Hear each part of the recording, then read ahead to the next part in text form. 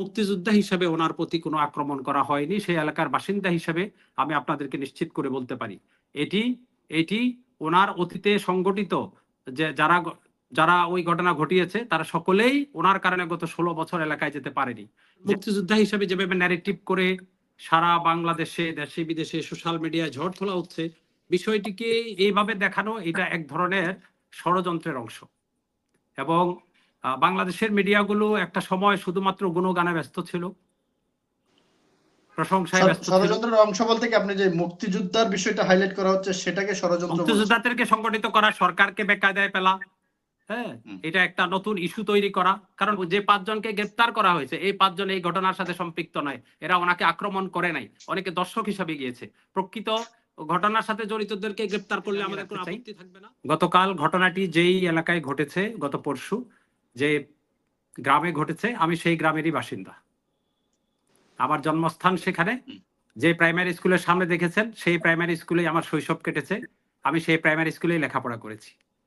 এবং যার সাথে ঘটনা ঘটানো হয়েছে, এই ছোটবেলা থেকেই ওনার জীবনযাত্রা, বেড়ে ওঠা, কর্মকাণ্ড, ভালো মন্দ সব আমরা দেখে দেখে বড় হয়েছি। একটা সময় পর্যন্ত গ্রামে বড় হয়েছি, তারপরে গ্রাম ছেড়ে শহরে বসবাস করছি। মনিরুজ্জামান সাহেব যথার্থভাবে তুলে ধরেছেন। আমি একটি জিনিস শুধু বলছি, আমরা একটি নতুন বাংলাদেশ পেয়েছি প্রায় ২,০০০ ছাত্রের জীবনের বিনিময়ে। যে সেখানে মানুষ মত প্রকাশ করবে, কথা বলবে, আইন হাতে তুলে নেবে না, প্রত্যেক লোক তার বিচার পাবে। আমাদের তো বিচারের রাস্তাগুলো সব বন্ধ হয়ে গেছিল। তো সেজন্যই কোন লোককে তার অপরাধ যত বড়ই হোক ধরে নিয়ে জুতা পেটা বা জুতার মালা পরানো, এটি শুধু একজন মুক্তিযোদ্ধা হিসেবে নয়, একজন সাধারণ নাগরিককেও কেউ করবে আর সেটা আমরা সভ্য সমাজের সমর্থন করব, ব্যাপারটি কিন্তু এমন নয়। এইটা এভাবে একজন মুক্তিযোদ্ধা হিসেবে যেভাবে ন্যারেটিভ করে সারা বাংলাদেশে দেশে বিদেশে সোশ্যাল মিডিয়ায় ঝড় তোলা হচ্ছে, বিষয়টিকে এইভাবে দেখানো এটা এক ধরনের ষড়যন্ত্রের অংশ। এবং বাংলাদেশের মিডিয়াগুলো একটা সময় শুধুমাত্র গুণগানে ব্যস্ত ছিল, প্রশংসায় ব্যস্ত ছিল। ষড়যন্ত্রের অংশ বলতে কি আপনি যে মুক্তিযোদ্ধার বিষয়টা হাইলাইট করা হচ্ছে সেটাকে ষড়যন্ত্র বলছেন? মুক্তিযোদ্ধাদেরকে সংগঠিত করা, সরকারকে বেকায়দায় ফেলা, হ্যাঁ, এটা একটা নতুন ইস্যু তৈরি করা। কারণ প্রতিদিন ইস্যু সৃষ্টি করাই একটি পরাজিত শক্তিদের একটি নতুন কাজ হিসাবে বিবেচিত হচ্ছে। এবং কিছু কিছু মিডিয়াও বিষয়গুলোর অভ্যন্তরে না গিয়ে প্রকৃত সত্যটা তুলে না ধরে যেভাবে একজন মুক্তিযোদ্ধাকে জুতার মালা পরানো হয়েছে, আমি যদি বিষয়টাকে ঠিক এইভাবে তুলে ধরে আনি, ধরুন কর্নেল ফারুক, মেজর বজলুল হুদা, ওনারা তো বাংলাদেশের স্বীকৃত মুক্তিযোদ্ধা ছিল, তাই না? কিন্তু বঙ্গবন্ধু হত্যা মামলায় ফাঁসি থেকে কি শুধুমাত্র মুক্তিযোদ্ধা হওয়ার কারণে তাদেরকে কি রেহাই দেওয়া হয়েছিল? খন্দকার মোশতাক আহমেদ মুক্তিযোদ্ধা ছিলেন, মুক্তিযুদ্ধের সংগঠক ছিলেন। এখন যদি বঙ্গবন্ধু হত্যা মামলায় ওনার কোনো সংশ্লিষ্টতা থাকে, ওনাকে অপদস্থ করা হয়নি? ওনাকে কি রক্ষা করা হয়েছিল?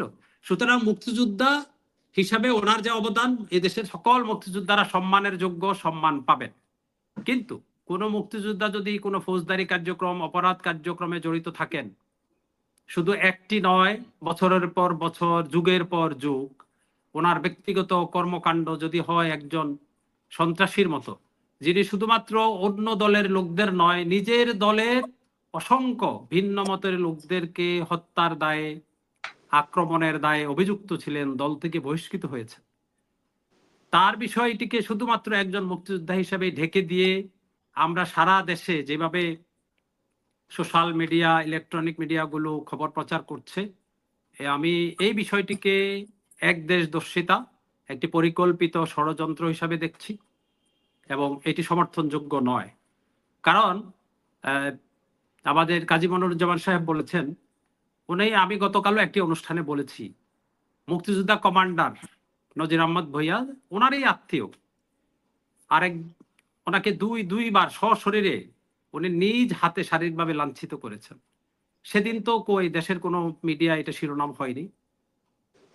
আজকে কেন এটাকে শিরোনাম বানানো হচ্ছে? কারণ একটি বিশেষ পরিস্থিতি, যেখানে একটি নতুন বাংলাদেশ গড়ার জন্য আমরা একটি সরকার, একটি সম্পূর্ণভাবে খালি একটি দেশ পেয়েছে, দেশের অর্থনীতি শূন্য, দেশের আইন শৃঙ্খলা বাহিনী পতিত সরকারের সাজানো গোছানো, অনেকে চাকরি ছেড়ে চলে গেছে, আমলাতন্ত্র ঠিকভাবে কাজ করছে না। ঠিক এই সময় ইস্যুর পর ইস্যু সৃষ্টি করে সরকারকে তার কাঙ্ক্ষিত সংস্কার সাধন থেকে, নতুন বাংলাদেশ বিনির্মাণের প্রচেষ্টা থেকে বিরত রাখার জন্য, ইস্যু সৃষ্টি করার জন্য এটি পরিকল্পিতভাবে করা হয়েছে। আমি ঘটনার নিন্দা জানিয়েই বলতে চাই যে ঘটনার পেছনে একজন মুক্তিযোদ্ধা হিসেবে ওনার প্রতি কোনো আক্রমণ করা হয়নি। সেই এলাকার বাসিন্দা হিসেবে আমি আপনাদেরকে নিশ্চিত করে বলতে পারি এটি এটি ওনার অতীতে সংগঠিত যে যারা ওই ঘটনা ঘটিয়েছে তারা সকলেই ওনার কারণে গত 16 বছর এলাকায় যেতে পারেনি। যে হাশেম মামু ওহিদের কথা বলা হচ্ছে, এই ওহিদ প্রবাসী, সে এর মধ্যে যতবার দেশে এসেছে প্রত্যেকবার সে শারীরিকভাবে লাঞ্ছিত হয়েছে। তার মোবাইল ছিনতাই করে নেওয়া হয়েছে, তাকে আঘাত করা হয়েছে। টাকা দিয়ে সে বাড়িতে যদি 5 দিন 7 দিন 10 দিন থাকে, স্থানীয় আওয়ামী লীগের নেতাদেরকে, ওনার অনুসারীদেরকে টাকা দিয়ে তাকে দেশে থাকতে হয়েছে, তাও সে বাসায় ঘুমাতে পারেনি। এটি হচ্ছে প্রকৃত সত্য। এই হাশেম 16 বছরে তার এলাকায় যাওয়া নিষিদ্ধ ছিল। আমি হাশেমের কাজকে গত পরশুর কাজকে সমর্থন করে বলছি না, প্রকৃত সত্যটা তুলে ধরছি। হাশেম যা করেছে এটি আইনকে সে হাতে তুলে নিয়েছে, আমি সেটি বলেই বলছি। সেই কাজটি যেমন ঠিক হয়নি, একইভাবে মুক্তিযোদ্ধার ন্যারেটিভকে কাজে লাগিয়ে যেভাবে রাজনৈতিক ফায়দা হাসিলের চেষ্টা করা হচ্ছে, এটি অবশ্যই সত্য ঘটনা নয়। ঘটনার এক পাশ দেখা হচ্ছে, আরেক পাশ দেখা হচ্ছে না। আরেকটি বিষয় আপনাদেরকে বলতে চাই যে জনাব মনিরুজ্জামান সাহেব বিএনপি নেতা, উনি বিএনপির অবস্থানকে অত্যন্ত সুন্দরভাবে পরিষ্কার করেছেন। বিএনপি জামাত দলীয়ভাবে এই ঘটনাকে সমর্থন করে না, যেমন সত্য তেমনি ভাবে যে ব্যক্তি ঘটনা করেছে ঘটনার পেছনের কাহিনীগুলো রাজনৈতিকভাবে সেখানকার সকলেই জানেন। কিন্তু আমি একটি জিনিস এখানে আজকে আপনাদের দৃষ্টিতে তুলে নিয়ে আসতে চাই, সেটি হচ্ছে মুক্তিযোদ্ধা শাহজাহান ওমর বীরত্ব। উনি তো বিএনপির নেতা ছিলেন, কিন্তু গত এই যে 7ই জানুয়ারির ৫৫ নির্বাচনে তিনি পতিত স্বৈরাচারের পক্ষে গিয়ে নিজের সারা জীবনের রাজনৈতিক অর্জনকে ম্লান করে দিয়ে নিজের ব্যক্তি স্বার্থ সিদ্ধির জন্য জাতির সাথে বিশ্বাসঘাতকতা করেছেন। আপনারা দেখেছেন সেদিন শাহজাহান ওমর উপরে হামলা হয়েছে, উনি রক্তাক্ত হয়েছেন। সেটি কি একজন মুক্তিযোদ্ধার উপরে হামলা ছিল, নাকি একজন বেঈমান মির্জাফরের উপর হামলা হয়েছে? মির্জাফরের উপর হামলা হয়েছিল। ঠিক এই ঘটনাটিকে যদি সেভাবে দেখি, তাহলে আমি মনিরুজ্জামান ভাইয়ের দৃষ্টি আকর্ষণ করছি, আপনি খোঁজ খবর নেবেন। 14 গ্রামে একজন বিএনপির 90 নেতা আছে। আমি বলছি এই কারণেই, কারণ বিএনপিকে আমরা সেই এলাকার বাসিন্দা হিসেবে যারা বছরের পর বছর বিএনপিকে গুছিয়েছেন, সেখানে কাজী নাসিম সাহেব আছেন, কাজী সিরাজ সাহেব ছিলেন, সিরাজ মজুমদার ছিলেন, বিএনপিকে নেতৃত্ব দিয়েছেন। ওনাদের মতো লোক 14 গ্রামে বিএনপির হাল ধরেছেন। যে জনাব কামরুল হুদার নামে একজন বিএনপি নেতা আছেন, উনি এই ঘটনাটাকে পুঁজি করে আওয়ামী লীগের একাংশকে ওনার পক্ষে নেয়ার জন্য উনি 14 গ্রামে প্রতিবাদ সমাবেশ করেছেন। ওরে এই এই সো-কল্ড মুক্তিযোদ্ধা আওয়ামী লীগ নেতার সাথে উনি বৈঠক করেছেন। আমি শুনেছি ওনাকে টাকা দিয়েছেন, ওনাকে পৃষ্ঠপোষকতা জানাচ্ছেন। উনি প্রশাসনের সাথে, পুলিশ প্রশাসনের সাথে যোগ দিয়ে পুলিশ সে এলাকায়, আমি জানি পুলিশ প্রশাসন এবং সেই কুমিল্লার ডিসি, উনি তো ঢাকা বিশ্ববিদ্যালয়ের ছাত্রলীগের নেতা ছিলেন, আপনার পত্রপত্রিকায় দেখেছেন। ওনাকে পোস্টিং দেওয়ার পরে পত্রপত্রিকায় অনেক সমালোচনা হয়েছে যে এই বৈষম্য মুক্ত সরকারের আন্দোলনে কিভাবে আওয়ামী আমলের সুবিধাভোগী লোক কুমিল্লার পুলিশ সুপার হতে পারেন। পুলিশ সুপার এবং পুলিশ অতি উৎসাহী হয়ে ডিবি পুলিশে এখন কারা পোস্টিং পেয়েছে আমরা জানি, যে যারা পতিত সরকারের 5ই আগস্টের আগে সরাসরি ছাত্রদেরকে হত্যায় জড়িত ছিল, তাদেরকে এখন সাদা পোশাকে রক্ষা করার জন্য সাদা পোশাকে ডিবিতে ট্রান্সফার পোস্টিং দেওয়া হয়েছে। সেই ডিবি পুলিশ গত 2 দিন ধরে সেই এলাকায় তাণ্ডব চালাচ্ছে, নিরীহ লোকদের ঘরবাড়িতে যাচ্ছে, যাদেরকে ভিডিও দেখে চিহ্নিত করা যায়। ভিডিওতে আমরা দেখেছি যে কয়জন লোক। এটা যদি অপরাধ হয়ে থাকে, এই অপরাধের সাথে শুধুমাত্র চিহ্নিত ব্যক্তিরা জড়িত, কিন্তু এর বাইরে কোনো সাধারণ লোককে আমরা অতীতে কি দেখেছি? একটি ঘটনা হয়েছে অজ্ঞাতনামা মামলা দিয়ে, অজ্ঞাতনামা দিয়ে ঘটনার সাথে সিটি কর্পোরেশনের গাড়ি পোড়ানো হয়েছে, বিএনপি মহাসচিব মির্জা ফখরুল ইসলাম সাহেব গ্রেপ্তার করা হয়েছে। এখনো যদি পুলিশ বাহিনী সেই অতীতের ফেসিস্টদের মতো কাজ করে, তাহলে আমরা ছাত্রদের রক্তের সাথে বেইমানি করছি না? ছাত্ররা কি এমন বাংলাদেশ চেয়েছিল যে পুলিশ আবারও তার ফেসিস্টের ভূমিকায় পতিত হবে, পুলিশ হায়নার আকার ধারণ করবে? আমি স্থানীয় পুলিশের এবং পুলিশ প্রশাসনের এই ধরনের অ্যাগ্রেসিভ, যে একটা ঘটনায় মনে হয় যে পুরো দেশ চলে গেছে, অ্যাগ্রেসিভ ভূমিকার নিন্দা জানাচ্ছি।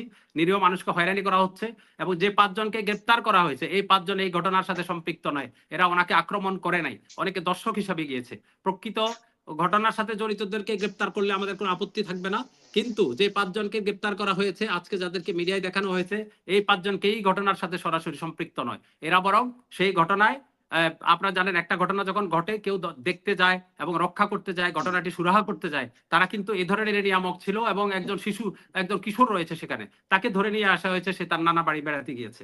আমি ওই স্থানীয় মনিরুজ্জামান ভাইয়ের দৃষ্টি আকর্ষণ করছি, ওই স্থানীয় বিএনপি নেতা যে আওয়ামী লীগের সাথে হাত মিলিয়ে আওয়ামী ভোট টানার চেষ্টা করছেন, ওনাকে দলের পক্ষ থেকে সতর্ক করা উচিত। উনি সস্তা রাজনীতি করার চেষ্টা করছেন। হ্যাঁ, উনি জনাব তারেক রহমানের রাজনৈতিক আদর্শকে লালন করছেন না। কারণ এই সেই ব্যক্তি, এই সেই 14 গ্রাম যেখানে বেগম খালেদা জিয়া সহ বিএনপি জামাত নেতাদের বিরুদ্ধে 8 মার্ডার মামলা দেয়া হয়েছে, অথচ সেই গাড়িতে পেট্রোল দিয়ে আগুন দিয়েছিল সরকারের গোয়েন্দা বাহিনী। আপনারা জানেন 5ই আগস্টের পরে সেই মামলার কাউন্টার মামলা হয়েছে এবং যে বাসটি পোড়ানো হয়েছে সেই বাসের মালিক সাক্ষ্য দিয়েছেন যে আমাকে টাকা দিয়ে পেট্রোল দিয়ে সেই গাড়িতে আগুন দেওয়া হয়েছে। সুতরাং এই ঘটনায় যদি যারা জড়িত তাদের বিরুদ্ধে যেমন ব্যবস্থা নেওয়া হবে, এই ঘটনাকে কেন্দ্র করে পুঁজি করে যারা রাজনৈতিক ফায়দা হাসিল করতে চায়, সে আওয়ামী লীগ হোক, বিএনপি হোক, জামাত হোক, কাউকে রাজনৈতিক ফায়দা হাসিল করার সুযোগ না দিয়ে সেখানে প্রকৃত ঘটনা বের করতে হবে। কারণ আমরা ছাত্ররা জীবনের রক্ত দিয়েছে, এখানে বিচারের নামে আর কোনো প্রহসন হবে না। একটি ঘটনায় অন্য কোনো নির্দোষ ব্যক্তিকে গ্রেপ্তার করা হবে না এবং হলুদ সাংবাদিকতা বাংলাদেশ থেকে চিরতরে মুছে দিতে হবে। আমরা কিছু মিডিয়ার এমন জিনিসকে শুধুমাত্র মুক্তিযোদ্ধা ন্যারেটিভ দিয়ে আপনাকে শুধু এতটুকু বলি যে বিএনপি নেতার কথা আমি বললাম, আমি এই কারণেই তুলে ধরলাম উনি আসলে বিএনপির নেতা হিসাবে এটা করছেন না, ব্যক্তিগত স্বার্থ সিদ্ধির জন্য করছেন। জনাব কামরুল হুদা, গতকাল তার একটি অডিও রেকর্ড আমি শুনেছি, এজন্যই বলছি কারণ আজকে আওয়ামী লীগ এবং আওয়ামী লীগের সুবিধাবাদী অংশ এই বিএনপি নেতার উপর ভর করার চেষ্টা করছে।